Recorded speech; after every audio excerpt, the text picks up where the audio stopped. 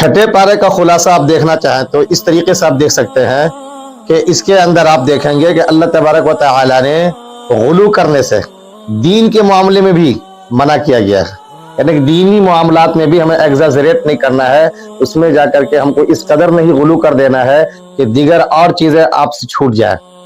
لا تغلو فی دینکم کہا گیا ہے، اور ایک بار نہیں 2 بار کہا گیا ہے۔ آپ اس کو تیسری رکوع کے اندر بھی دیکھ سکتے ہیں اور آخری پارے کے رکوع میں بھی آپ اس کو دیکھ سکتے ہیں۔ تو ایک تو اس کا خیال رکھنا ہے۔ دوسری چیز ایفاء عہد، جو آپ سے کسی قسم کا وعدہ ہوتا ہے، پرومس ہوتا ہے، اس کو پورا کرنا، فلفل کرنا، یہ اپنے وقت میں انتہائی ضروری ہے۔ ایک مسلمان کو اس کا بھی پابند بنایا گیا ہے۔ تیسری چیز کے اندر یہ بھی آتی ہے سامنے میں کہ بھلے سامنے والا جو بھی ہو، آپ اس کے ساتھ جو اصول ہے، جو طے ہو چکا ہے معاملات، اس کو پورا کریں گے۔ دشمنی میں آ کر کے آپ اس کو وائلیٹ نہیں کریں گے، اس کے خلاف نہیں جائیں گے۔ آپ مان لیجئے کوئی آپ کا دشمن ہے لیکن اس کے ساتھ کوئی لین دین ہے آپ کا، تو پورا کریں گے، اس کو آپ انکار نہیں کریں گے، ڈینائی نہیں کریں گے۔